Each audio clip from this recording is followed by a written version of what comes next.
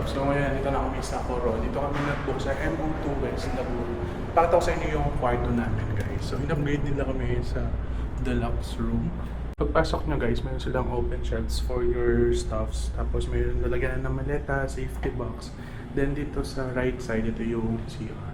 So meron siyang big mirror, meron na siyang hair dryer, toiletries, shower area, toilet. Tapos pagpasok nyo dito, ito na. Meron na siyang lalagyan ng maleta, refrigerator, tapos shelves, pang coffee, TV, vanity, tapos lounge area. Tapos ito yung bed namin, guys. So dito si Chin Chin, dito ako, dito si Moy. Tapos meron kaming balcony and view sa pool.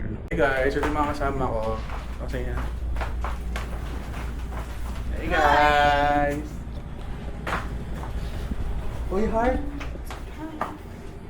Heart? We'll be staying here in Coron, guys, for 4 days. Meron kaming 2 araw na whole day.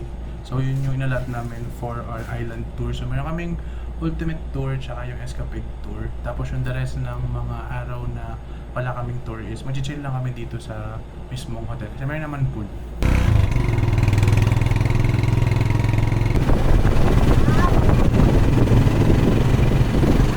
Yung hotel namin na West Town, medyo malayo siya sa bayan. Parang almost 15-minute ride din ng tricycle. So nandito lang kami sa bayan kasi kakain muna kami ng lunch namin. Tapos maglilibot lang din kami. Sa totoo lang, guys, hindi ko talaga ina-expect tong Palawan na to. Kasi alam nyo na, nasanay kami sa Boracay. As in yung paglabas mo, nandun na lahat. Yung mga club, bars, restos, and beach. Picture ng port nila, guys. So dito lahat sumasakay papunta dun sa mga activities and island tour. Tapos dun banda yung mga activities.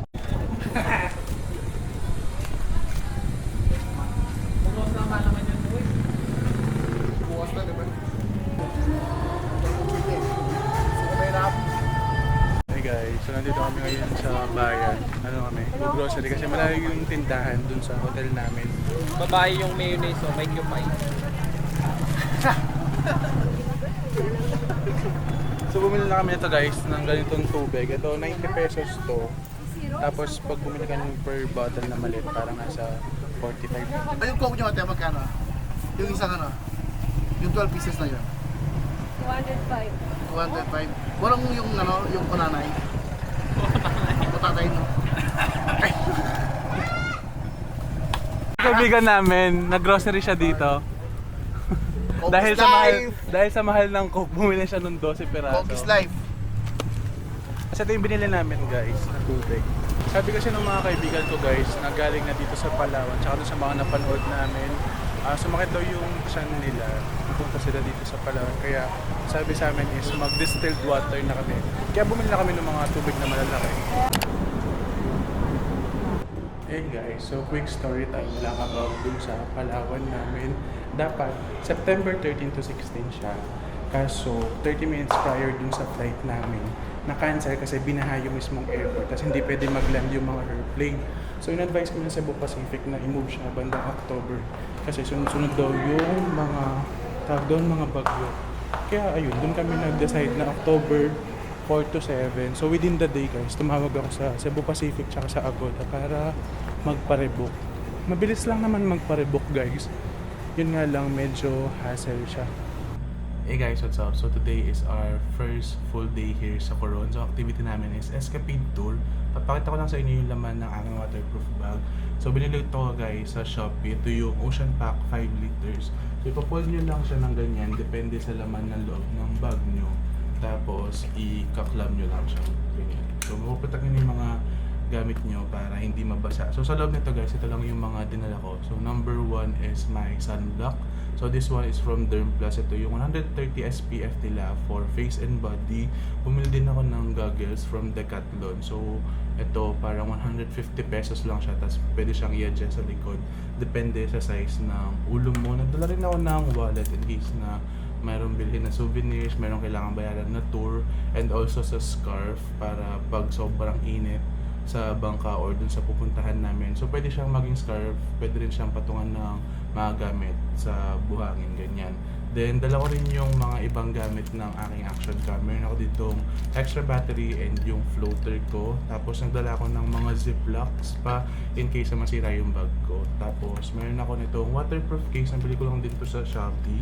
And last, itong favorite na sunglasses ko. This one is from Metro Sunnies. Ito yung polarized nila na salamin. Sobrang goods nito guys sa outdoor activities, sa water activities, or sa mga beach. Mas maganda yung parang color niya sa eyes. It's currently 6:30 guys, so mag-aalmusal muna ako. Nagtimpla na ako nitong berok ako. This one is an energy drink with multivitamins. Tapos nagpabili lang ako kahapon sa mga kaibigan ko ng McDo for my breakfast kasi magti-take ako ng meds. Kasi kung mapansin nyo, medyo groggy na yung boses ko. At kahapon guys, uminit yung pakiramdam ko kaya medyo kinabahan ako. So, kailangan na mag-take ng meds. Quick fit check lang. So, itong taas ko is from Pen Shop. Tapos ito, sando from H&M. Linen pants from H&M. Tapos yung suit kong slippers ngayon is from Sandugo. Ito lahat guys, kinalkal ko lang to sa cabinet ko. Hindi na ako bumili. Nag-mix and match lang ako.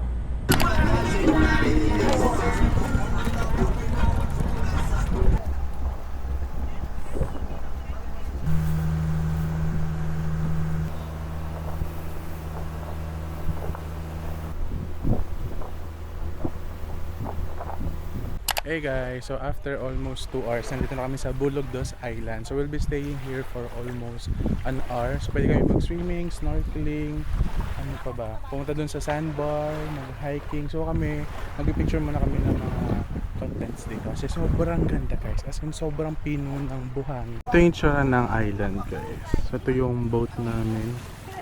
Tapos meron dito mga picture areas. Hey guys, so I decided to do a voiceover for this clip to express how happy I am that I have been given a chance to explore Palawan. It is the most beautiful, pristine, and peaceful island that I've ever visited in my entire life. I hope someday you can also visit it too. And kung naghahanap kayo ng sign na mag-travel guys, this is the right time to enjoy life and live it to the fullest. Okay guys, nandito na ako sa Banana Island. So dito kami magla-lunch. Mayroon mga cottages dito, tindahan, convenience store. Pero itong island na to guys, wala daw silang kuryente. Sabi ng tour guide namin. So ngayon, nagpe-prepare lang sila ng pagkain dun sa aming cottage. Kasi ito yung ulam namin. So mayroong gulay, tuna, hipon, chicken, tahong, pancit canning. Hey guys, so ngayon nandito na kami sa aming final destination which is the Malcapuya Island. So dito pwede mag-snorkeling and fish feeding. Yung tsura ng island guys, sobrang puti ng buhangin. Ito sobrang clear ng water. Tapos meron ditong mga free cottages. Tapos dun sa dulo, dun yung nagbebenta ng buko at halo-halo. Habang naghintay kami dito sa Malcapuya guys, bumili ako ng buko. So fresh buko to, 50 pesos siya. Tapos yung halo-halo, 100 pesos. So ubusin ko lang to, tapos magsiswimming na ako.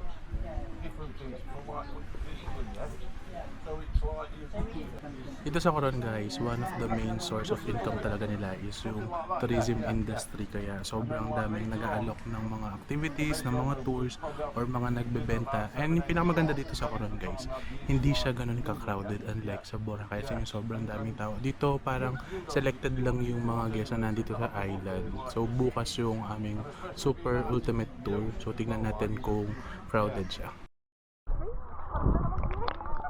Ate, part na Marimla.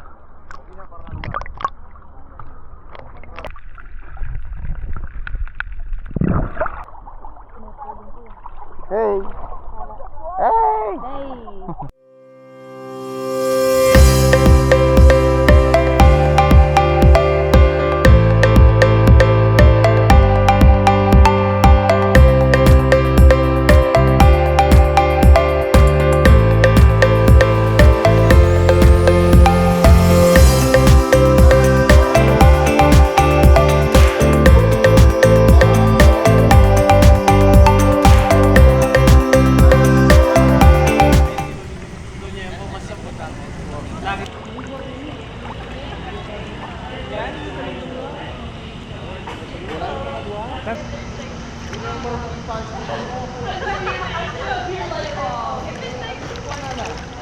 Hey guys, so it's our second day outfit check. So ito from H&M, pati yung shorts.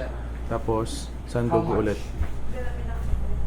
today is our last full day here in Coron. So ang kinuha namin tour is yung super ultimate tour. Yun yung talaga yung kinukuha dito sa Coron, Palawan. At buti na lang umayos yung weather guys. Kasi kanina pagising namin around 6 AM, sobrang lakas ng ulan. Buti na lang ngayon medyo payapa na. Pero medyo gloomy pa yung weather. So hinintay na lang ulit namin yung mga kasama namin. Kasi kahapon sobrang tawag doon, inis na inis kami kasi dumating kami sa port ng 8:30. Dumating yung mga kasama namin guys alas 10.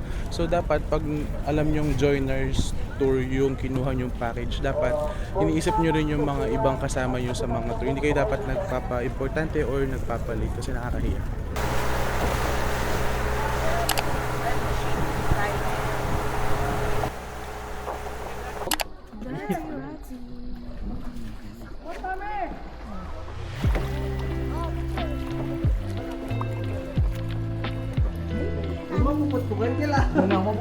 Yung sinasabi nila guys na tunnel papunta doon sa Secret Lagoon. So kailangan mong either humiga dito sa kayak or umakyat. Ayun na. Kaya iniwan namin yung pampadal namin.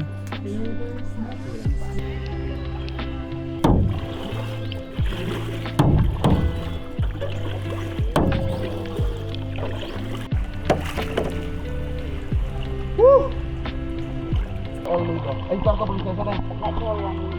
Ito sa mga natural of the world.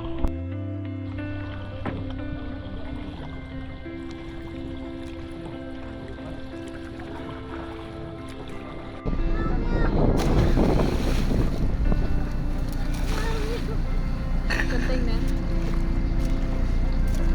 Something? Ayan guys, at may mga kasama namin sa trip ngayon. Holy presence of God, and in the Father, the Son, and the Holy Spirit. Amen.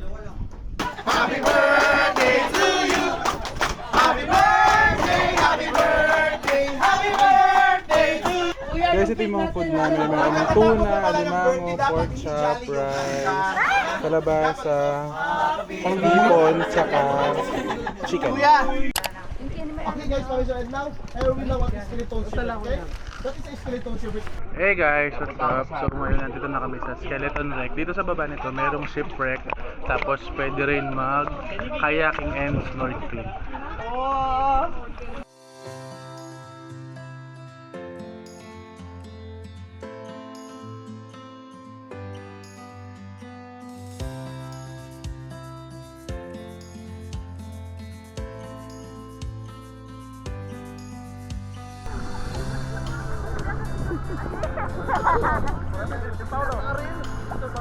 Dyan ba? Kaya pala ba yung nakita namin nakailalim dito?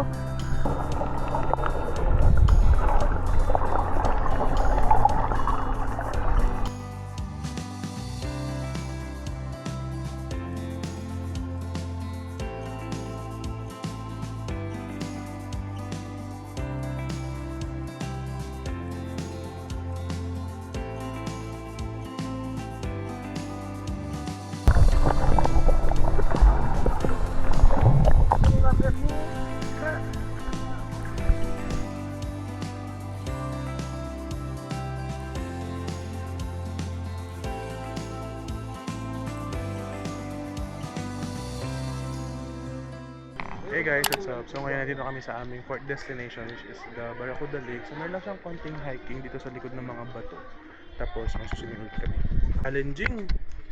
May obstacle.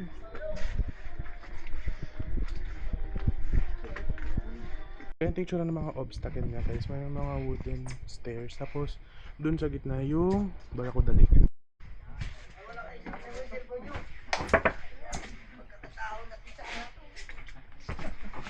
Ito yung itsura ng lake guys. Ito naman guys, sa Barracuda Lake, meron siyang 70% fresh water, tapos 30% salt water. So kailangan laging naka-vest kasi hindi ka ganun lulutang.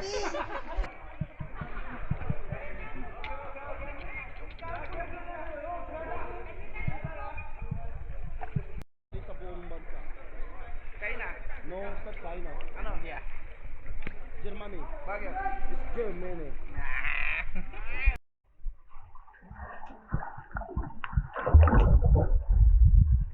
Dito sa Barracuda Lake guys, as in chill swimming lang siya. wala naman masyadong activities kasi wala din naman mga isda. So yung barracuda fish, hindi naman daw sila usually lumilitaw pag maraming tao. Hey guys, what's up? So ngayon nandito na kami sa second to the last destination namin, which is the Kayangan Lake. So meron mo na siyang hiking for about 200 to 300 steps. Tapos dun sa baba, dun yung mismong Kayangan Lake. Man, nakaka 100 steps pa lang kami pero iba yung pagod.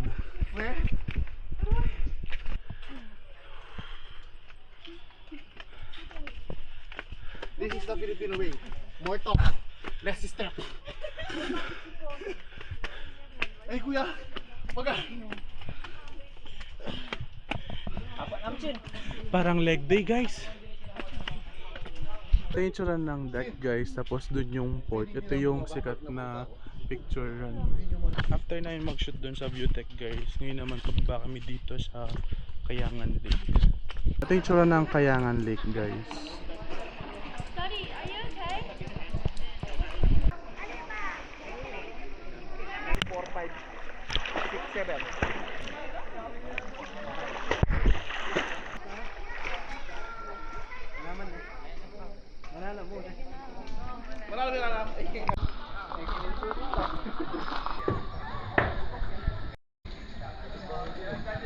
Hey guys, so nandito na kami sa aming final destination, which is the CYC Beach. It's a public island guys. So medyo malayo lang yung parking bangka kasi sobrang babaw lang naman dito.